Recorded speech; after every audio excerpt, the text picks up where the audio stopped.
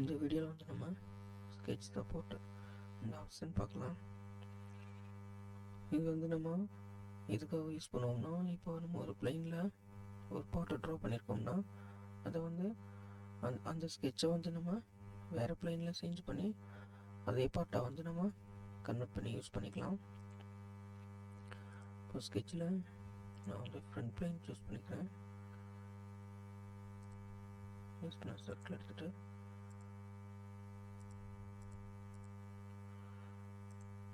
இந்த மாதிரி 3 circle draw பண்ணிக்கிறேன்.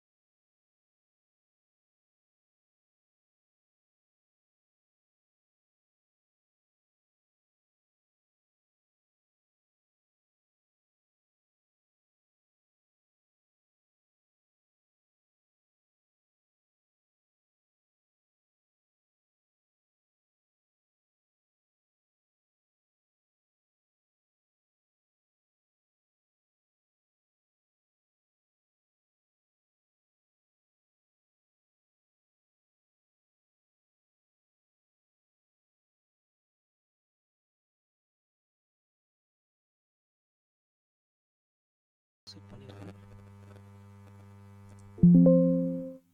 ஓகே, ஸ்கெட்ச் வந்து ஓப்பனாக இருக்கு. ஸ்கெட்சை செலக்ட் பண்ணிக்கலாம்.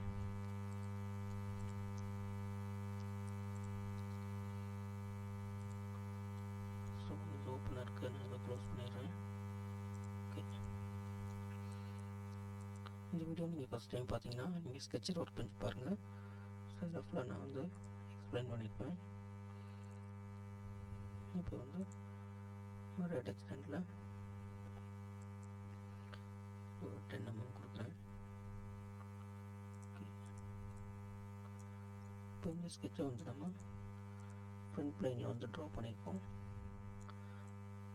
இப்போ இந்த ஸ்கெட்சை செலக்ட் பண்ணிவிட்டு இப்போ நம்ம சேஞ்ச் பண்ண போகிறோம். ரைட் கிளிக் பண்ணி அந்த ஸ்கெட்ச் இருக்கும் அதை செலக்ட் பண்ணிவிட்டு சேஞ்ச் ஸ்கெட்சில் போட்டு அதை செலக்ட் பண்ணோம்னா இந்த ஸ்கெட்ச் பொசிஷனிங் ஒரு விண்டோ வரும். இதில் ஸ்லைடிங்கு இது வந்து நம்ம ஆல்ரெடி செலக்ட் பண்ணியிருக்கிற பிளைன் வந்து ஒய்ஜெட்டு. இங்கே பார்த்தீங்கன்னா ஆரஞ்சு கலரில் ஹைலைட் ஆகுது. ஸோ இதை வந்து நம்ம சேஞ்ச் பண்ணிக்கலாம். இது ரெஃபரன்ஸை செலக்ட் பண்ணிவிட்டு இப்போ நம்ம டாப் சைடு நம்ம XY டாப்பில் செலக்ட் பண்ணியிருக்கோம். Just okay. இப்போ இங்கே அப்டேட் பண்ணணும். டாப்பில் நம்ம சேஞ்ச் ஆகிடுச்சு. இந்த ஸ்கெட்ச் வந்து பார்ட்டோம்.